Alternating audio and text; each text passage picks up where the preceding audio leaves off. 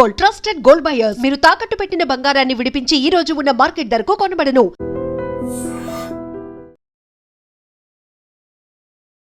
నమస్తే, welcome to I dream weekend update with Kavitha.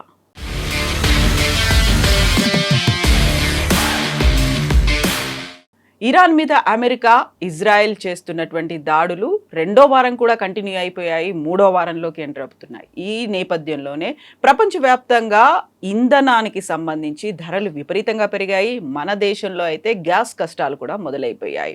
But ప్రపంచవ్యాప్తంగా చూస్తే స్టాక్ మార్కెట్లు కుప్పకూలిపోతున్నాయి. భారతదేశానికి సంబంధించి 20 లక్షల కోట్ల నష్టం వచ్చినట్టుగా మార్కెట్ అంచనా వేస్తోంది. ఎంతకాలం యుద్ధం కొనసాగుతోంది, ఎంత నష్టం జరుగుతోంది? మనతో పాటుగా ఉన్నారు global economist professor doctor Ravinder Raina. Hello అండి, నమస్తే. మనం గత వారం మాట్లాడుకున్న దానికి ఇప్పటికీ కూడా ఇంకా ఎక్కువ యుద్ధం అనేది తీవ్రత కనిపిస్తోంది. ప్రపంచవ్యాప్తంగా నష్టాలు అనేవి ఉన్నాయి. ఓవరాల్గా మన భారతదేశంలోనే 20 లక్షల కోట్ల స్టాక్ మార్కెట్ నష్టం అంటే ప్రపంచమంతా ఎలా ఉంది, ఎంత ఇంపాక్ట్ చూపిస్తోంది యుద్ధం? కవిత గారు, యుద్ధము దాదాపు స్టార్ట్ అయ్యి 2 వారాలు దాటింది. మీరు చెప్పినట్టుగా 3వ వారానికి ఎంటర్ అవుతున్నాం. ఈరోజు 28th ఫిబ్రవరి నుండి మార్చ్ 14కి చూసుకున్నట్టయితే 2 వారాలు దాటిపోయింది. ఈ 2 వారాలలో ఎలాంటి దేశాలు ఎంత సఫర్ అయ్యాయి, మనం ఓవరాల్ లాస్ ప్యాటర్న్ ఎట్లా ఉంది అని చూసుకున్నట్టయితే ఫస్ట్ భారతదేశానికి వద్దాం. భారతదేశంలో $200 బిలియన్ నష్టం జరిగింది just few days back.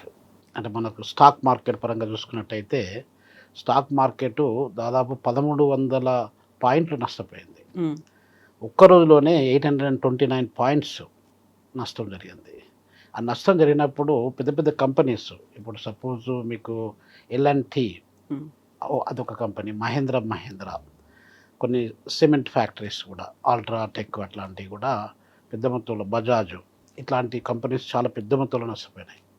So ఈ నష్టము జరిగినప్పుడు ఇది అంటే కంపెనీస్ పరంగా చూసుకున్నట్టయితే నష్టం జరిగింది. స్టాక్ మార్కెట్ పరంగా చూసుకున్నట్టయితే పెద్ద మొత్తంలో మనకు నష్టం జరిగిందనమాట. అసలు సామాన్యుని మీద ఎలా పడింది అని చెప్పి చూసుకున్నట్టయితే ఇరాను మన భారతదేశం బార్డర్, ఇప్పుడు కాశ్మీర్ పాయింట్లో తీసుకున్నట్టయితే ఇరాన్ అక్కడ కాశ్మీర్ పాయింట్ నుండి ఇరాన్ 3000 కిలోమీటర్ల దూరంలో ఉంది. 3000 కిలోమీటర్ల దూరంలో ఉన్న దేశము, అక్కడ జరిగే యుద్ధము మన మీద ఎంత ఇంపాక్ట్ చూపిస్తుందని ఓవరాల్గా చూసినట్టయితే కవిత గారు, ఇప్పుడు మన షిప్పులు ఉన్నాయి. అక్కడ ఉన్నటువంటి షిప్పులు మనం లాస్ట్ టైం కూడా మాట్లాడుకున్న విషయము, హర్మూజ్ జలసంధిని దాటుకొని మన షిప్పులు రావాలి ఇక్కడికి. అక్కడ 28 షిప్పులు, భారతదేశానికి సంబంధించిన 28 షిప్పులు స్టక్ అయిపోయినాయి. ఒకటి వెస్ట్ సైడ్లో 24, ఈస్ట్ సైడ్లో 4 షిప్పులు, దాదాపు 800 సెయిలర్స్, మన భారతదేశానికి సంబంధించిన సెయిలర్స్ అక్కడ స్టక్ అయిపోయారు. ఇప్పుడు ఆ షిప్పులు మనకు వచ్చే పరిస్థితి లేదు. దాదాపు ఒక 19 నుండి 20 షిప్పుల వరకు ఇజ్రాయిల్ యొక్క ఇస్లామిక్ ఆర్మీ ఏదైతే, మన ఇరాన్ ఇస్లామిక్ ఆర్మీ ఏదైతే ఉందో, రెవల్యూషనరీ ఆర్మీ గార్డ్స్, వాళ్ళు దాదాపు ఒక 19 నుండి 20 షిప్పులను అటాక్ చేసి ధ్వంసం చేశారు. దానిలో థాయిలాండ్ షిప్ కూడా ఉన్నది, మయూరి అని చెప్పి ఒక థాయిలాండ్ షిప్ ఉన్నది. అట్లా రకరకాల దేశాలకు సంబంధించిన షిప్పులు నష్టపోయాయి, కంప్లీట్గా డిస్ట్రాయ్ అయిపోయినాయి అవి. సో ఇట్లా మనం ఓవరాల్గా చూసినట్టయితే ఇండియా మీద ఎలాంటి ఇంపాక్ట్ పడుతుంది అని చూసుకున్నట్టయితే, ఇప్పుడు అక్కడ మనకు వచ్చేటువంటి ఆయిల్ ట్యాంకర్లు, ఎల్పిజి న్యాచురల్ గ్యాస్ కావచ్చు, అది లిక్విఫైడ్ పెట్రోలియం గ్యాస్ కావచ్చు, అవన్నీ కూడా అక్కడ స్టక్ అయిపోయారు. ఆ సప్లై చైన్ డిస్రప్షన్ జరిగినప్పుడు ఇక్కడ ఆటోమేటిక్గా మనకు ఇంటర్నేషనల్ మార్కెట్లో ఈ యొక్క ఆయిల్ యొక్క ధర అనేది $100 టచ్ అయిపోయింది.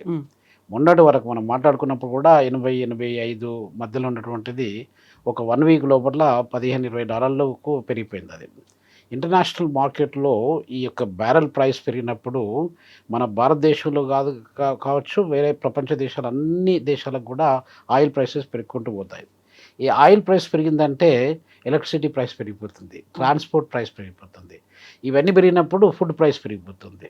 సో ఇది ఒకదానికొకటి, ఇది మనకు ఏమంటారు దాన్ని, స్పైరలింగ్ ఇన్ఫెక్షన్స్ లాగా అనమాట.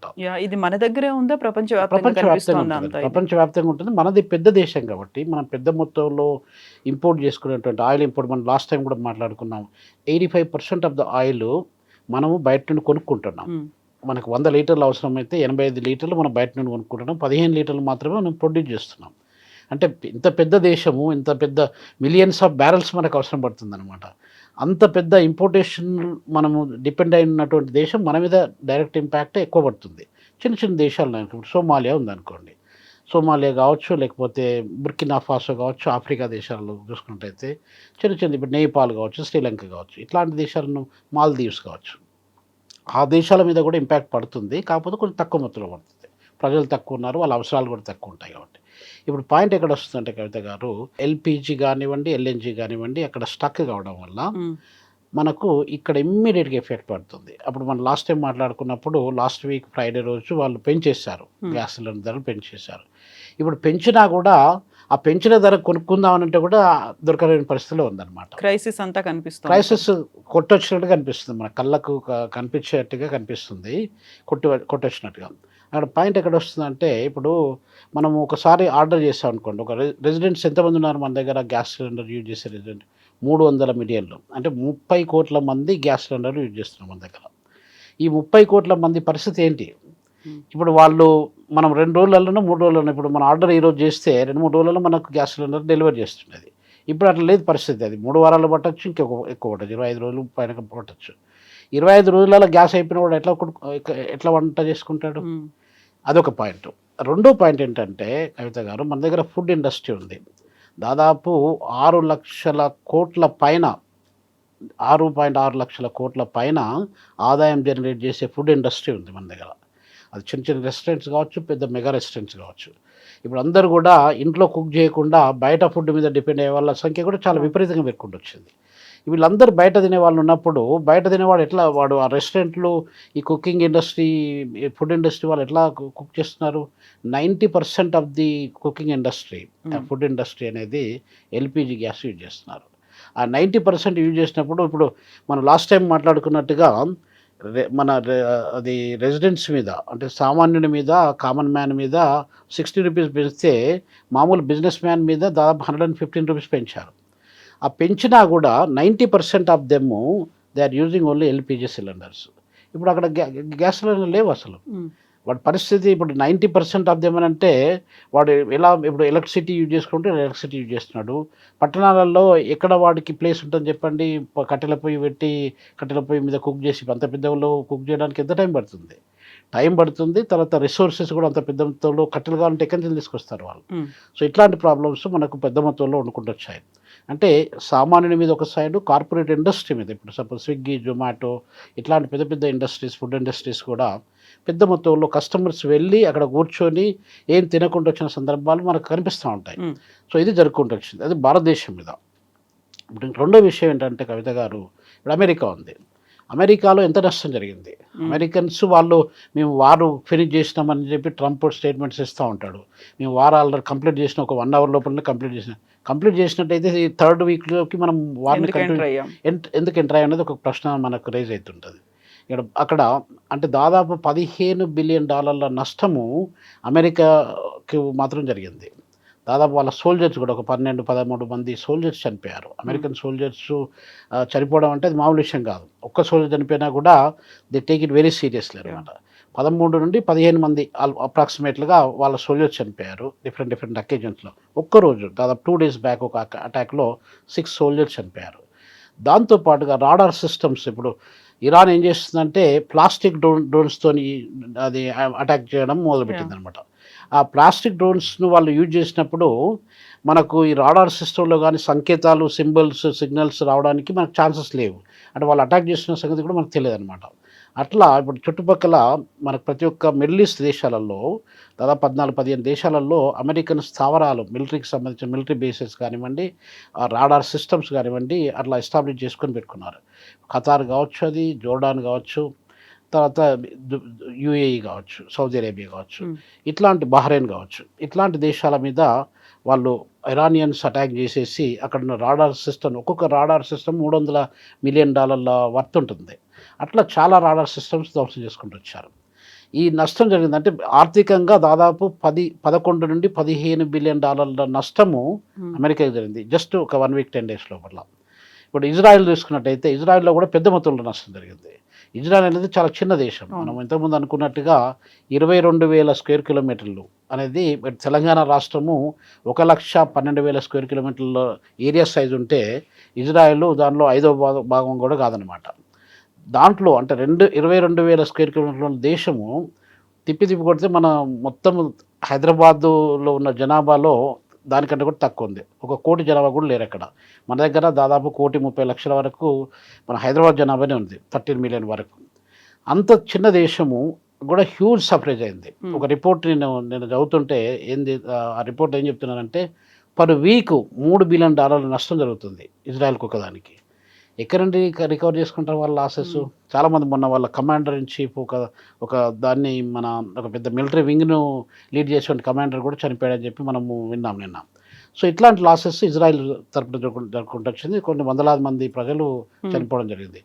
ఇరాన్లో చూసుకున్నట్టయితే ఇరాన్లో ఇక మనకు లాసెస్ అనేది చెప్పనక్కర్లేదు, అది సెల్ఫ్ ఎక్స్ప్లెనేటరీ అనమాట.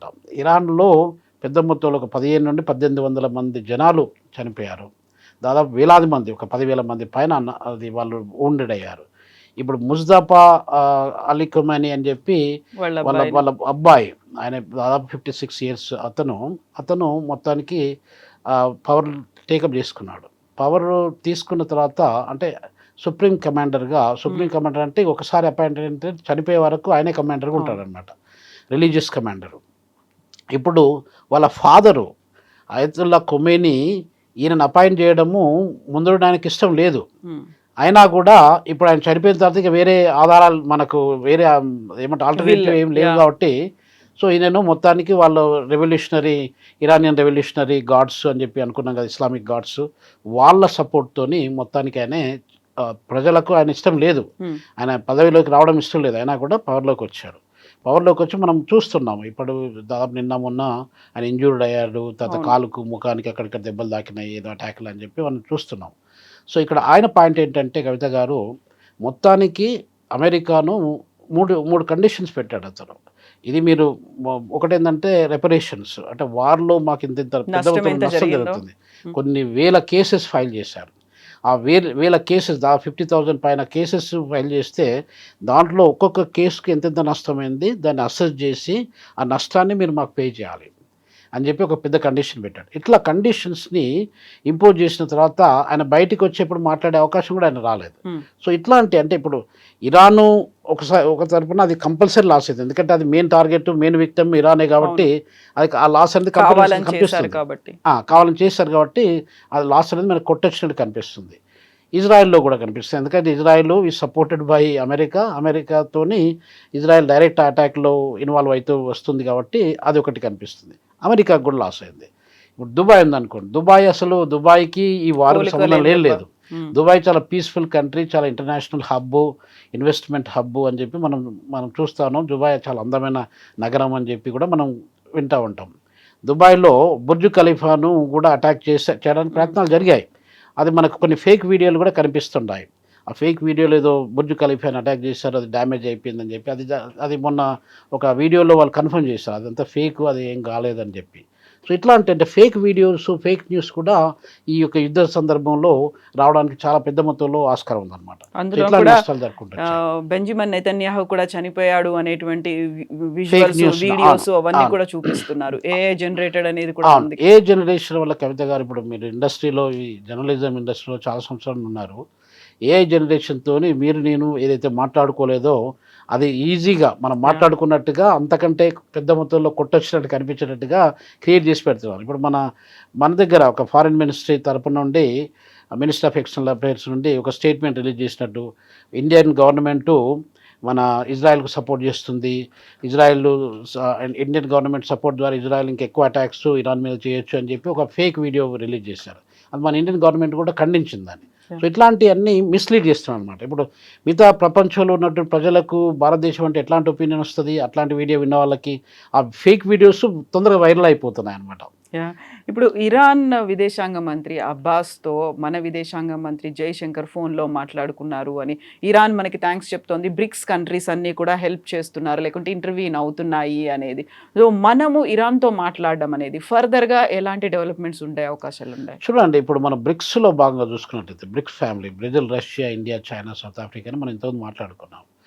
దాంట్లో అది ఫౌండర్ మెంబర్స్ 5 ఉంటే ఇంకొక 5 మెంబర్స్ జాయిన్ అయ్యాయి అనమాట. ఆ 5 మెంబర్స్లో భాగంగా ఇరాన్ కూడా ఒక దేశం అనమాట. Iran, Egypt, UAE, United Arab Emirates, తర్వాత ఇథియోపియా, ఇండోనేషియా, ఈ 5 కంట్రీస్ జాయిన్ అయ్యాయి. ఇప్పుడు 10 కంట్రీస్ అయినాయి అఫీషియల్గా. ఇప్పుడు మన ఫ్యామిలీ మెంబర్ అన్నట్టు బ్రిక్స్, ఇరాన్ అనేది మన ఫ్యామిలీ మెంబర్. మన ఫ్యామిలీ మెంబర్ అటాక్లో ఉన్నప్పుడు మనం ఏదో రకంగా వాళ్ళకి సపోర్ట్ చేయడం అనేది చాలా అవసరం కూడా. సో దాంట్లో భాగంగా చైనా ఒక సైడు, రష్యా ఇంకొక సైడు, బ్రెజిల్ కూడా ఒక సైడు, ఇండియా కూడా, ఈ పెద్ద మేజర్ కంట్రీస్ ఇవి కాబట్టి వాళ్ళ యొక్క కోఆపరేషన్, వాళ్ళ సపోర్ట్ను మేము ఎక్స్టెండ్ చేస్తామని చెప్పారనమాట. ఇప్పుడు చెప్పినప్పుడు దాని యొక్క రిపర్కషన్స్ వేరే ప్రపంచ దేశాల మీద ఎలా ఉంటుంది, ఆ దేశాలు మనకు ఏ రకంగా అగెనిస్ట్ అవుతారనేది మన చేతిలో లేదు. అది ఎవరెవరు ఏ రకంగా వాళ్ళు ఊహించుకుంటారు. ఇప్పుడు మీరు ఒక విషయం జరుగుతుంది అక్కడ, దాని మీ ఆలోచన విధానం ఎట్లుంటుందంటే నేను ఎక్స్పెక్ట్ చేయలేను. సో ఇది జరిగిపోతుంది. ఆ రిపర్కషన్స్ అనేది అడ్వర్స్గా ఉండడానికి చాలా అవకాశం ఉంది. Muslim community all over the world మనకు కొంచెం వ్యతిరేకంగా మారడానికి చాలా అవకాశం ఉంటుంది. తర్వాత రెండో పాయింట్ ఏంటంటే కవిత గారు, ఈ ట్రేడ్ పరంగా కావచ్చు, మనకు వాణిజ్య పరంగా కావచ్చు, వేరే దేశాలకు ఇప్పుడు సపోజ్ టర్కీ ఉందనుకోండి, టర్కీ మనము ఇరాన్ మీద ఏది మాట్లాడినా కూడా టర్కీకి మనకు ఎఫెక్ట్ పడుతూ ఉంటుంది, ఇండోనేషియాకి కూడా ఎఫెక్ట్ పడుతుంది. సో ఇట్లాంటి సెన్సిటివ్ మ్యాటర్స్ అనమాట ఇవి. సో దాంట్లో భాగంగా మనకు అడ్వర్స్గా చాలా పెద్ద మొత్తంలో ఎఫెక్ట్ జరగడానికి చాలా అవకాశం ఉందండి. సో ఇప్పుడు మనం కొంచెం ఇంటర్వ్యూన్ అవుతున్నామా లేకుంటే ఇరాన్తో మాట్లాడుతున్నాము అనుకున్నప్పుడు అమెరికా, ఇజ్రాయెల్ ఏం చేస్తాయి? కొంచెం ఏమైనా కంట్రోల్ అయ్యే ఛాన్సెస్ ఉన్నాయా, లేకుంటే ఈ అడ్వర్స్ ఇలాగే ఎఫెక్ట్స్ కనిపిస్తాయి? అది యాక్చువల్గా ఒక 1 month 40 daysలో యుద్ధం కంప్లీట్ కావాలని చెప్పి ముందు స్టార్టింగ్లోనే, యుద్ధమైన కొత్తలోనే అది ఒక ఎస్టిమేటెడ్ టైం పెట్టుకున్నారనమాట. అయితే ఇప్పుడు దాదాపు మనకు 2 weeks దాటుతుంది. ఈ 2 weeks దాటి ఇంకొక, అంటే ఇరాను యుద్ధం చేసే పరిస్థితిలో ఉందా లేదా, ఇంకా వచ్చే 1 month పాటుగా ఇరాన్ యుద్ధం చేయగలుగుతుందా అసలు? ఇప్పుడు ఇరాన్ ఒకటే ఫైట్ చేస్తుంది, ఇజ్రాయెల్ ఏమో అమెరికా సపోర్ట్తో ఫైట్ చేస్తుంది. ఎన్ని వేల కోట్ల ఖర్చు అయినా కూడా అమెరికా నేను పెడతాను మీరు కంటిన్యూ చేయండి అని చెప్పి చేసుకుంటూ వస్తుంది. అమెరికా పెద్ద ఎకానమీ కాబట్టి. మరి ఇరాన్ పరిస్థితి ఏంటి? ఇరాన్ కూడా పెద్ద ఎకానమీ కావచ్చు, ఓవరాల్గా చూసుకున్నట్టయితే మనం లాస్ట్ టైం అనుకున్నట్టు అది 17వ పెద్ద దేశం ఏరియా సైజ్ చూసుకున్నట్టయితే. పాపులేషన్ పరంగా కూడా దాదాపు 9.5 కోట్ల జనాభా ఉన్న దేశం. ఈ రకంగా ఉండడం వేరు. ఎకనామీ పరంగా చూసుకున్నట్టయితే మన మహారాష్ట్ర ఎంతైతే సైజులో ఉందో, ఇరాన్ మొత్తం కూడా ఎకానమీ అంత సైజులో ఉంది. అంటే $500 బిలియన్ రేంజ్లో ఉందన్నమాట. సో ఇట్లాంటి దేశము ఈ యుద్ధాన్ని మనము కంటిన్యూ చేయాలంటే పెద్ద మొత్తంలో డబ్బులు అవసరం ఉంటుంది, పెద్ద మొత్తంలో డిఫెన్స్ టెక్నాలజీ వాళ్ళకి అవసరం ఉంటుంది. ఎవరు సప్లై చేస్తారు వాళ్ళకి? రష్యా సప్లై చేయడానికి సిద్ధంగా ఉంది, ఇటు చైనా కూడా సప్లై చేయడానికి సిద్ధంగా ఉంది. ఈ సప్లై చేసినా కూడా వాళ్ళు ఎంతవరకు కంటిన్యూ చేస్తారు? ఈ బ్రిక్స్ కంట్రీస్ వాటికి ఏమైనా సపోర్ట్ చేసినట్టయితే ఇంకొక 1 month పాటు ఎక్స్టెండ్ చేస్తారు. ఈ 1 month ఎక్స్టెండ్ చేసినా కూడా యుద్ధమేనండి. ఒక్కసారి యుద్ధం జరిగితే 30 సంవత్సరాలు పట్టచ్చు, అది 50 సంవత్సరాలు పట్టచ్చు. మొత్తం ఆ ఇన్ఫ్రాస్ట్రక్చర్ని కానీ ఆ లాసెస్ కానీ మనం రికవర్ చేయడానికి 30 నుండి 50 సంవత్సరాల టైం పడుతుంది. అంటే ఎంత పెద్ద మొత్తంలో లాస్ అవుతుంది అనేది, జనరేషన్ పోయి ఇంకో చాలా పెద్ద మొత్తంలో నష్టం జరుగుతుంది. అది మనం ఏ యుద్ధంలోనైనా మనం లాస్ట్ టైం కూడా మాట్లాడుకున్నది, యుద్ధం జరిగిందంటే అది పెద్దది కావచ్చు, చిన్న దేశం కావచ్చు, రెండింటికి కూడా అది ఇంపాక్ట్ అనేది, నెగిటివ్ ఇంపాక్ట్ చాలా పెద్ద మొత్తంలో పడుతుందండి. సో ఇప్పటికే రష్యా ఉక్రెయిన్ మధ్య 4th year కంప్లీట్ అయిపోయి 5th year కూడా ఎంటర్ అయిపోయింది కాబట్టి ఇది ఇంకెంత టైం పడుతుంది అనేది అసెస్ చేయలేము. కాకపోతే అవును, ఇప్పుడు ఇది చూడండి, ఇప్పుడు మనకు పలస్తీనాకు కానివ్వండి, ఇజ్రాయెల్ కానివ్వండి, ఆ యుద్ధం అనేది డికేడ్స్ నడుచుకుంటూ వస్తుంది. అదిగా అసలు మొన్న మనకు 7th October 2023లో కూడా అది ఇంటెన్సిఫై చేశారు. ఆ యుద్ధం అనేది అట్లా కంటిన్యూ అవ్వకుంటూ వస్తుంది. అది ఇప్పుడు ఇదే యుద్ధము ఇలా కంటిన్యూ అయితే మొత్తం ప్రపంచంలో, ఇప్పుడు మన రూపీ వాల్యూ తీసుకోండి, రూపీ వాల్యూ 92 రూపీస్కి టచ్ అయిందంటేనే మనం అబ్బో అని చెప్పి భయపడ్డాం. 92 రూపీస్ దాటిపోయింది మొన్న. జస్ట్ ఎస్టర్డే రేట్ చూసుకున్నట్టయితే 92.41 cents, నియర్లీ 9.5 వరకు పెరిగింది. అది ₹100 కావచ్చు, 110, 120 రూపాయలు కూడా కావచ్చు. ఇప్పుడు ఈ యుద్ధం ఎఫెక్ట్ వల్ల ఇంత తొందరగా పెట్టుకుంటూ వస్తుంది. దానివల్ల ఇన్ఫ్లేషన్, ద్రవ్యోల్బణం పెరిగి మనకు సామాన్యుని మీద ఎంత పెద్ద మొత్తంలో భారం పడుతుంది. ఎట్లా పడుతాడు సామాన్యుడు? ఎట్లా పడుతాడు? పెట్రోల్ లేకుండా మనం ఎక్కడికైనా బయటికి వెళ్ళాలంటే కూడా వెళ్ళలేని పరిస్థితి, వంట చేసుకుందామంటే చేసుకునే పరిస్థితి. మన సర్వైవల్ ఎట్లా ఉంటుంది? మనకు క్లీన్ వాటర్ కూడా అక్కడ ఉన్న ప్రజలకు క్లీన్ వాటర్ కూడా లేని పరిస్థితి అనమాట. సో ఇట్లాంటి రిపర్కషన్స్ చాలా పెద్ద మొత్తంలో జరగడానికి ఆస్కారం ఉంటుంది. కాకపోతే ఈ గ్లోబల్ లీడర్స్ ఎవరైతే ఉన్నారో, ఇప్పుడు అమెరికా డైరెక్ట్గా ఇన్వాల్వ్ అయింది కాబట్టి అమెరికాకు మనం చెప్తే అమెరికా వినే పరిస్థితి లేదు. సో కాబట్టి గ్లోబల్ లీడర్స్ G7 కంట్రీస్ కావచ్చు, యునైటెడ్ నేషన్స్ కావచ్చు, బ్రిక్స్ కావచ్చు, ఈ పెద్ద పెద్ద గ్రూప్స్ G20 కావచ్చు, ఇవన్నీ కూడా కలిసికట్టుగా ఒక మీటింగ్కి వచ్చేసి ఇది తప్పు, ఇది ఈ కండిషన్స్ని మనం యాక్సెప్ట్ చేస్తామా, ఈ కండిషన్స్ని ఏ కండిషన్ యాక్సెప్ట్ చేయము. ఇప్పుడు 3 కండిషన్ పెట్టాడు, 3 2 యాక్సెప్ట్ చేయి, ఒకటి యాక్సెప్ట్ చేయకుండా ఏదో ఒకటి సెటిల్ చేసుకో, మ్యాటర్ సెటిల్ చేసుకొని స్టాప్ చేయి. ఆ స్టాప్ చేసినట్టయితే ప్రపంచానికి అంతా అయిపోతుంది. ఇప్పుడు చిన్న చిన్న దేశాలు ఏ తప్పు చేయలేని అమాయకమైన దేశాలు అందరం కూడా మనము ఆ యొక్క ఎఫెక్ట్ను అనుభవించాల్సిన పరిస్థితి. మనకు ఇప్పుడు ఇంకొక విషయం కవిత గారు, ఇప్పుడు ఇరాన్ అంటే మనకు ఒక మంచి సంబంధాలు ఉన్నాయి, ఫ్రెండ్లీ సంబంధాలు ఉన్నాయి. అందు గురించే ఇప్పుడు అక్కడ ఈ హర్మూజ్ జలసంధిలో అటాక్ చేసినటువంటి షిప్లను మన షిప్లను అటాక్ చేయకుండా వాళ్ళు ఒక రకమైన ఏమంటారు, ఒక ఫ్రెండ్లీ ఇండియన్ షిప్ అయితే దాన్ని ఏం అటాక్ చేయకండి అని చెప్పి కొంచెం ఆ డిస్క్రిమినేటరీ అప్రోచ్, అది ఆ ఫ్రెండ్లీనెస్, ఆ ఫేవరిజం అనేది మనకు ఉందన్నమాట. దాంట్లో భాగంగానే ఇప్పుడు 800 పైన మన సేలర్స్ అక్కడ స్టక్ అయ్యి 28 షిప్పులు స్టక్ అయినా కూడా కొంచెం భారతదేశము నిరందిగా భయం లేకుండా ఉన్నది. ఎందుకంటే మన సేఫ్ వస్తుంది అనే ఉద్దేశంతో ఆ ఫేవరిజం ఉంది. ఆ ఫేవరిజం తగ్గట్టు మనం కూడా వాళ్ళకి ఫేవర్ చేయాల్సి వస్తుంది. మనం వాళ్ళకి ఫేవర్ చేసినప్పుడు మిగతా దేశాలు కూడా మన మీద వేరే రకమైనటువంటి రెస్పాన్స్ కానీ రియాక్షన్ కానీ ఉండడానికి చాలా ఆస్కారం ఉంటుందండి. ఎస్ అండి, చూద్దాం ఎంతకాలం కొనసాగుతుందో. Thank you so much Ravi. నమస్తే అండి, థ్యాంక్ యూ.